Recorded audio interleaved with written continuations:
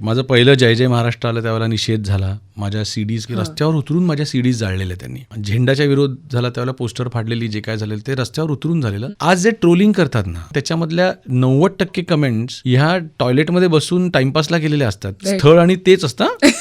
Toilet. तू गाणी बनवत होतास आणि जर तुलाही इच्छा झाली की अच्छा एका गाण्यामध्ये मराठी आहे पण मला थोडंसं इंग्लिश टाकायचं आहे, थोडंसं काहीतरी हिंदीमध्ये काहीतरी एक्सप्रेशन आहे, त्यावेळेला कुठेही या पद्धतीची किंवा या पद्धतीचं भीतीचं तसं वातावरण होतं का की अरे आपण एकदम कसं होतं ना, ट्रोलिंग.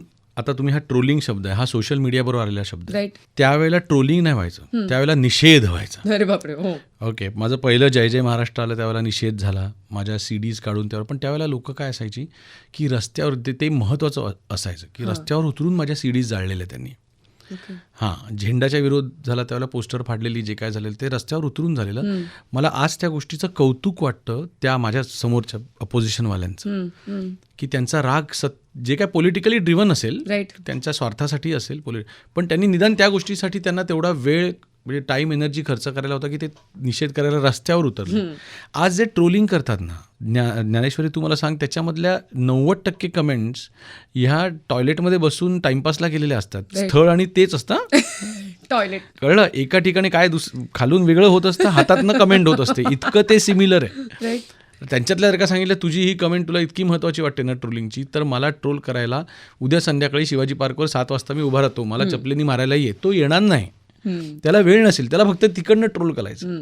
सो त्याला ट्रोलिंग वगैरे व्हायचं नाही. पण हा ऐकादाजीबाच्या आधीपासूनच मी सांगितलं रिमिक्स नाही आहे, ते कॉम्बो म्युझिक आहे. शब्द माझे आहेत की मले प्यार नाही तुझसे हेबा, ते मुझे प्यार नाही तुझसे हेबा, मुझे दिलविल नको तेरा देबा. हे कुठल्या गाण्यातले शब्द आहेत? तुझे देख के मेरी मधुबाला मेरा मनिये पागल झाला, हे कशातले शब्द आहेत? बाई बाई मनोमरचा आहे, पण ते म्हणून ते एकच वाक्य घेतलं. So this is not remix, this is combo music, जे आता दणक्यात सगळं करतात. तुम्ही सगळे बाकी हिंदीमधलं पण बघतेच आता, झुमका वगैरे प्रत्येक गाणं, व्हॉट इज एक गाणं तर फॉर शुअर. सो झुमका गिरा हे जे नवीन आलेलं आहे ते what is it? It's the combo music, ज्याची सुरुवात आपण केली त्यावेळेला. आणि ट्रोलिंग झालं नाही, त्यामुळे हे सगळे निषेध वगैरे त्यावेळेपासून झाला. आता ट्रोलिंग होतं, पण आता मी काय त्याच्यावरती फार मला त्रास नाही होत. मला थोडंसं सिरियस 2 वाक्य बोलत चालेल का? हा विषय एकदम गहरा टोचला.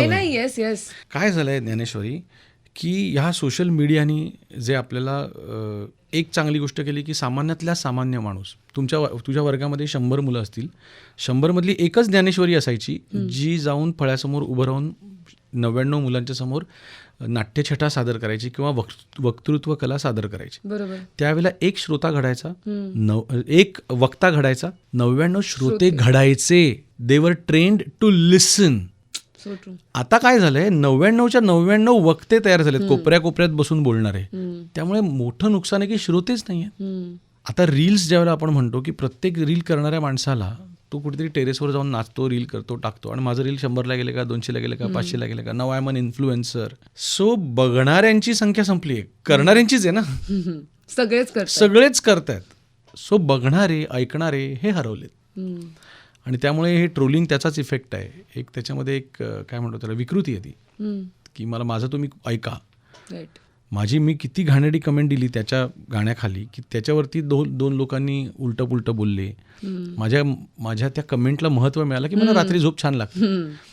So it's the restlessness with in any artist, but which has now flooding all over, flooded all over असं.